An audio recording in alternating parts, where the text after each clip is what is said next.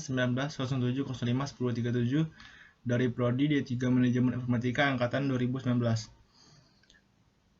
Kali ini saya akan menjelaskan mengenai tugas akhir dari akuntansi yang telah saya kerjakan, di mana kami membuat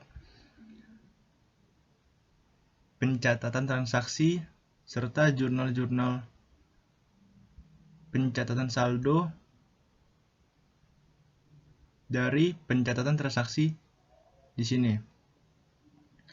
Saya bersama rekan saya Ahyar Al-Hakim akan menjelaskan mengenai TA yang telah kami buat.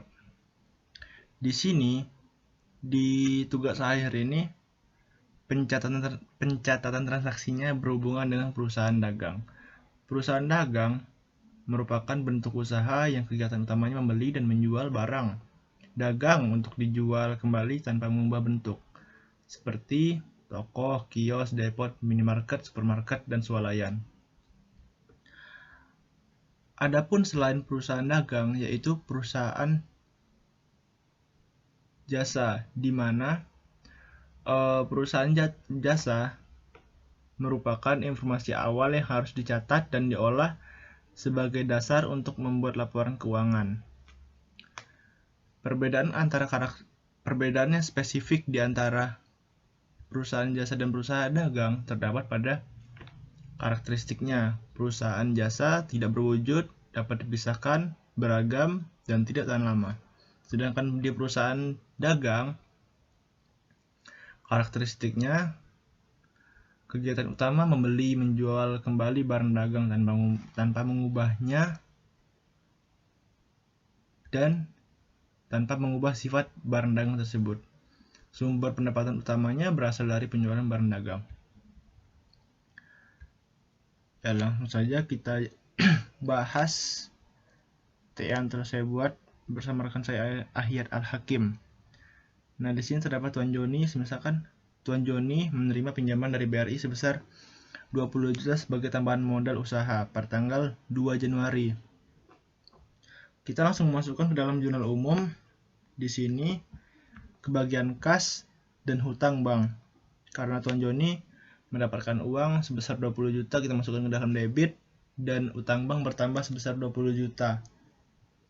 Karena Tuan Joni meminjam kepada bank. Dan pada tanggal 4, 5, dan 6 itu semuanya sama, yaitu membeli barang dagang, membeli perlengkapan, dan membeli barang dagang kembali. Di sini terdapat syarat pembelian, di mana syarat inilah yang menjadi ciri khas dari perusahaan dagang. Sedangkan di perusahaan jasa itu tidak mempunyai syarat-syarat seperti ini. Syarat seperti ini dapat saya jelaskan seperti misalkan 3/10 N/30. 3/10 ini maksudnya misalkan Anda membeli barang dagang sebesar 3.400.000 dan Anda akan melunasi barang dagang tersebut sebelum 10 hari ke depan, maka Anda mendapatkan diskon sebesar 3%. Dan juga seperti pada tanggal 6, yaitu syaratnya 2/10 N/30. Dan N/30 ini merupakan syarat di mana Anda harus melunasi 30 hari dari sekarang. Dan 2/10 ini Anda akan mendapatkan diskon 2%. Hanya beda di situ saja. Nah, di sini kan membeli barang dagang, perlengkapan, dan barang dagang kembali. Nomor 4 dan nomor 6 itu sama-sama membeli barang dagang. Jadi, pada jurnal umum kita masukkan 4, pembelian. Nah, nomor 4 ke pembelian di bagian debit sebesar 3.400.000 dan utang dagang masuk ke dalam kredit sebesar 3.400.000. Sedangkan di bagian perlengkapan kita masukkan perlengkapan, nama akun perlengkapan sebesar 1.200.000 di bagian debit dan utang dagang sebesar 1.200.000 di bagian kredit. utang dagang. Nah, mengapa utang dagang? Karena pembelian tersebut belum kita lunasi. Nah, di sini terdapat pembelian pada tanggal 6 sama saja seperti tanggal 4 sebesar 2.900.000 dan bagian kredit sebesar 2.900.000. Nah, retur pembelian dan pengurangan harga. Di sini pada tanggal 7 mengembalikan barang yang telah dibeli kepada toko Siludadi atas transaksi tanggal 6 Januari sebesar 200.000. Mereka kita mengembalikan barang dagang kepada toko Siludadi sebesar 200.000, maka utang dagang masuk ke dalam debit sebesar 200.000 dan retur pembelian dan pengurangan harga masuk ke kredit sebesar 200.000.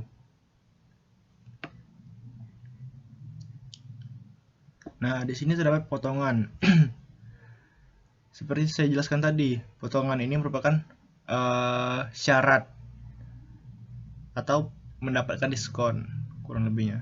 Nah, pada transaksi tanggal 12, di sini kita melunasi utang dagang pada UD Sembada atas transaksi pada tanggal 4 Januari 2015.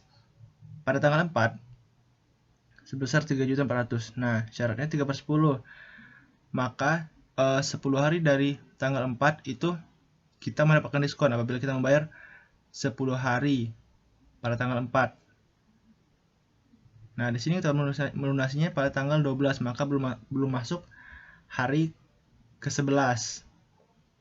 Jadi kita mendapatkan diskon sebesar 3%.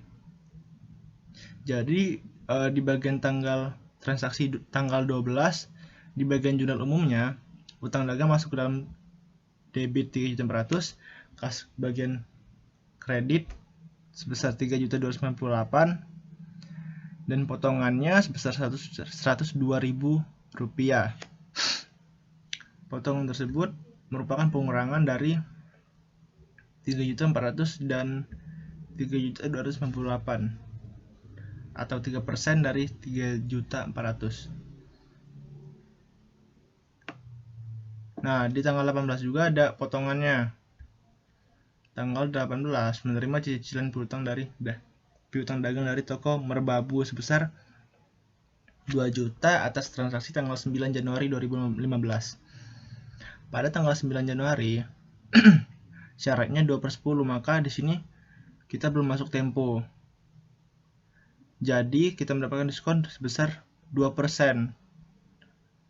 Sedangkan walaupun mereka baru membayar sebesar 2 juta, maka langsung kita potong sebesar 2%. Jadi di sini di bagian jurnal umum kas masuk sebesar 3 juta, kas masuk sebesar 1.960.000. Sedangkan potongan penjualannya sebesar 40.000 dan piutang dagang sebesar 2 juta. Akuntansi kami. Selanjutnya kita akan beralih ke bagian jurnal khusus. Jurnal khusus merupakan gambaran ringkas keseluruhan transaksi yang terdapat pada jurnal khusus yang disajikan sesuai akun masing-masing. Jurnal khusus memiliki karakteristik yang berbeda, yaitu di sini terdapat jurnal pembelian, pengeluaran kas, penerimaan kas, penjualan, dan jurnal umum. Nah, di bagian jurnal pembelian, di sini merupakan pembelian-pembelian yang telah kita lakukan kepada instansi yang terkait.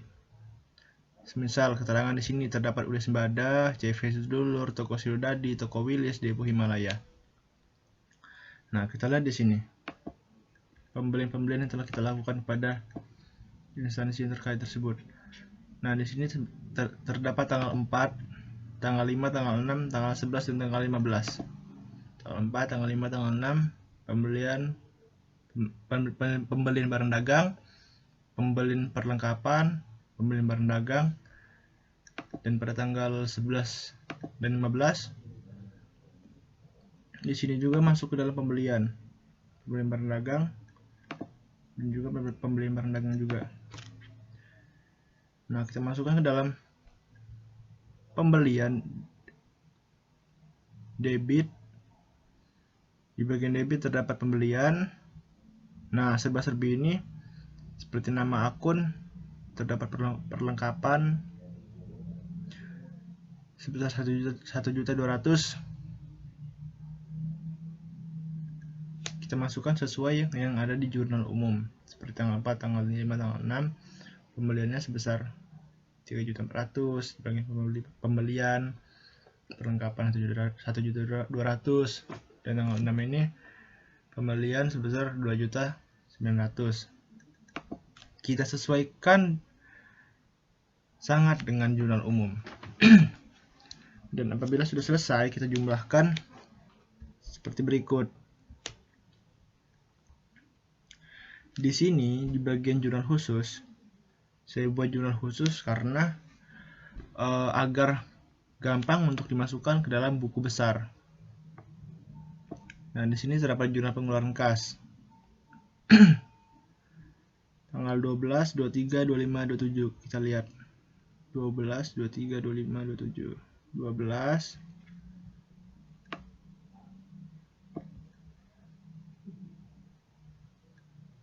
Tanggal 12, 23, 25, 27.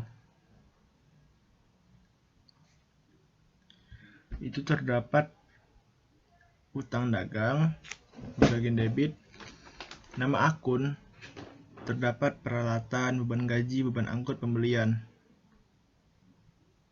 Nah, di sini keterangan sudah ada.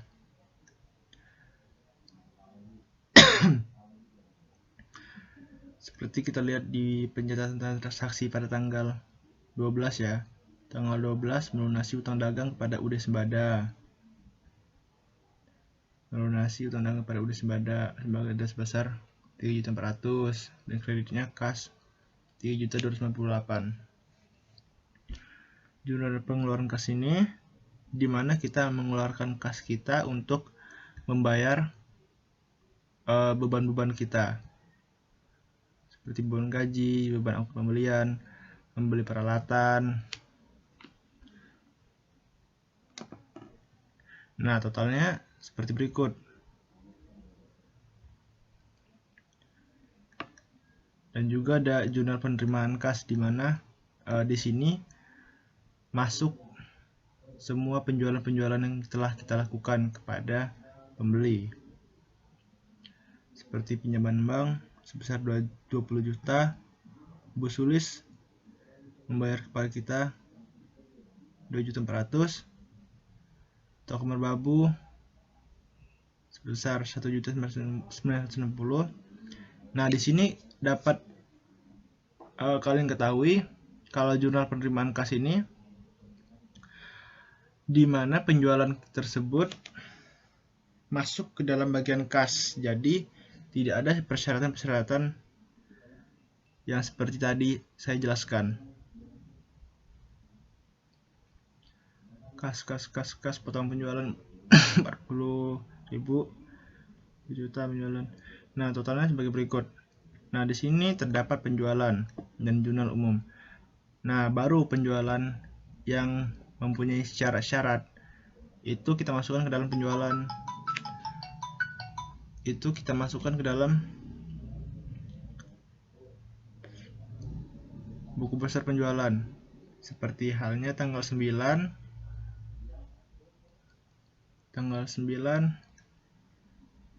menjual barang kepada toko merbabu mempunyai syarat.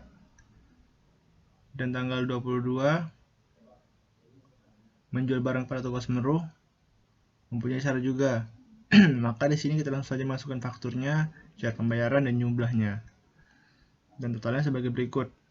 Nah, jurnal umum itu kita masukkan retur seperti retur pembelian dan pengurangan harga.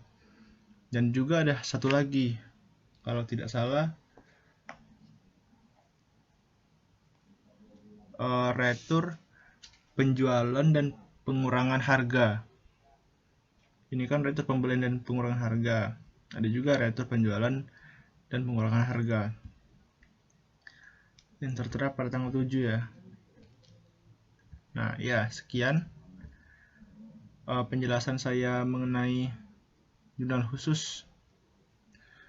Nah, sesudah dari jurnal khusus, kita akan posting ke dalam buku besar.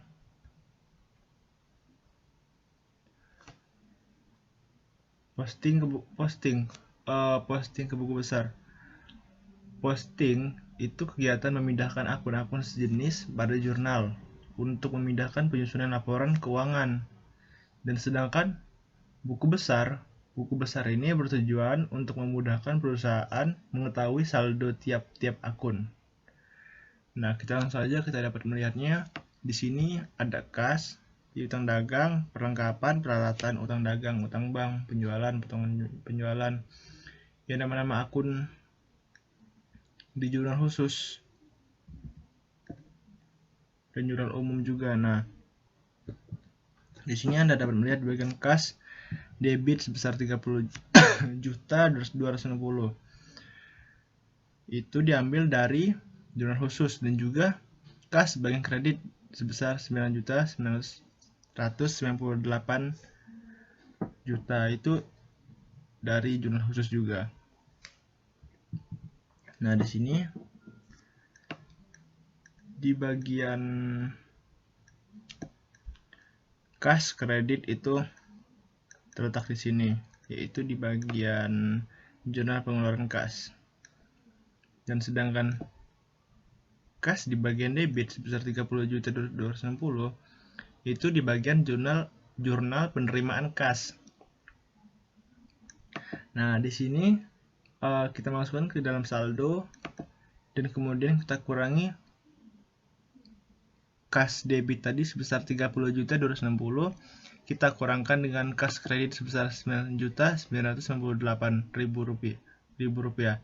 Nah, dan hasilnya seperti ini sebesar 20.262.000.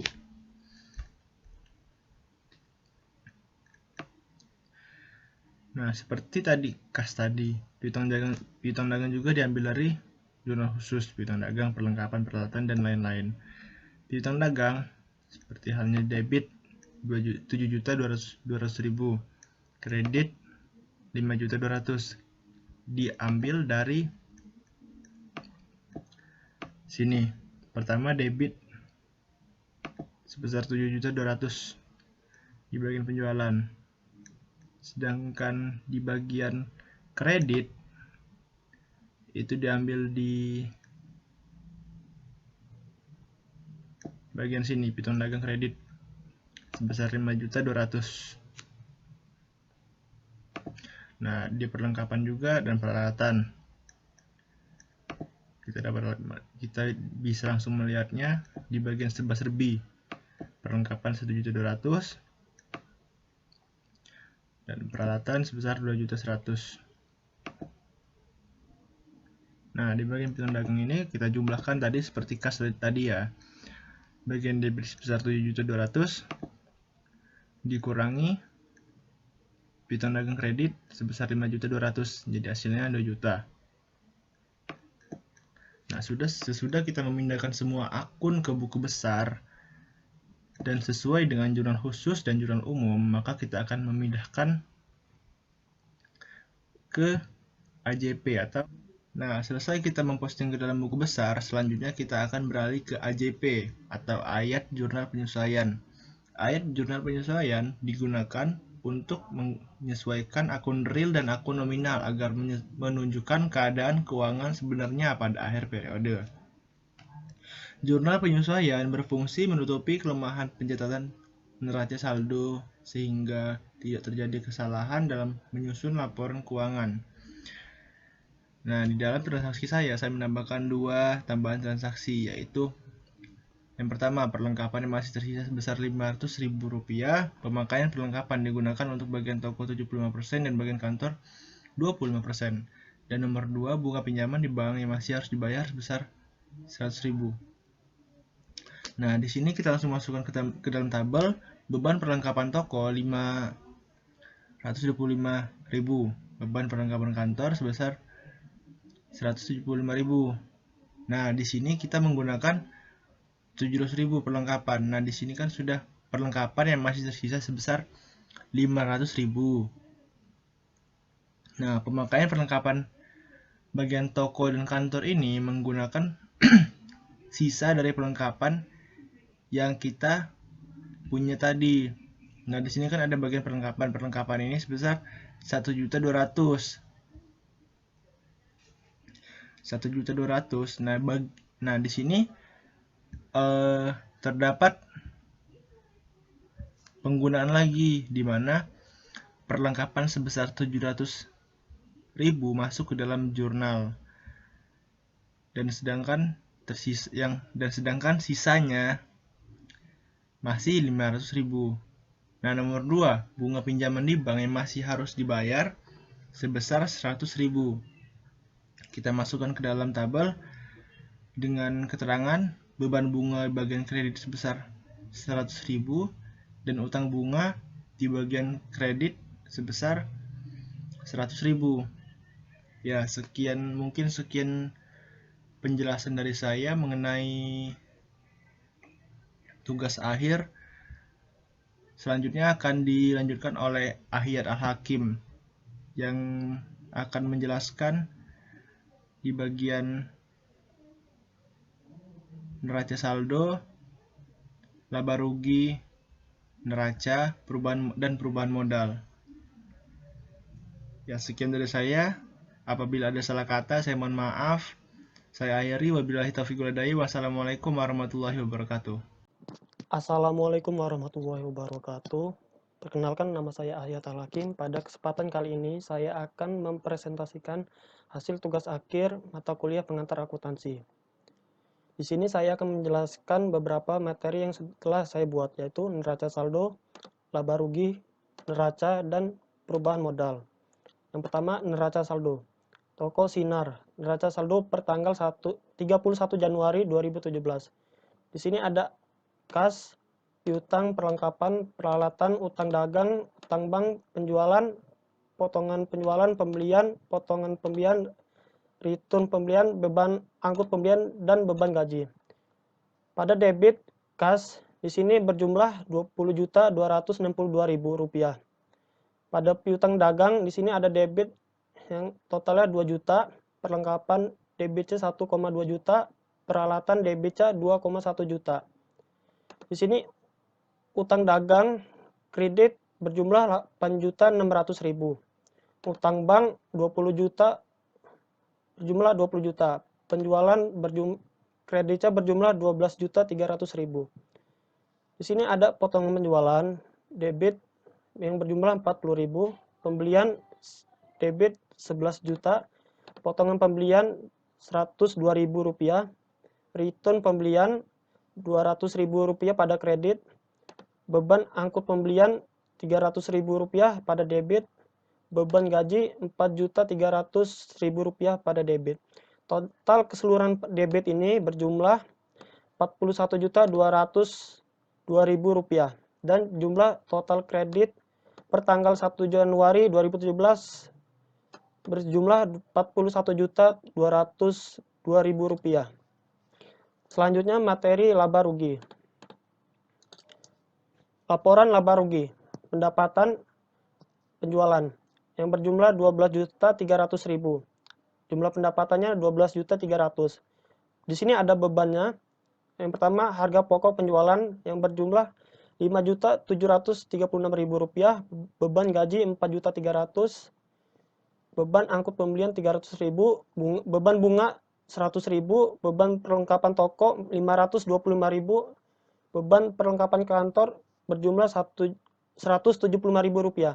Total dari jumlah beban ini yaitu Rp11.136.000. Laba bersih yang didapatkan dengan cara jumlah pendapatan dikurang jumlah beban, yaitu laba yang bersih yang akan didapatkan Rp1.164.000.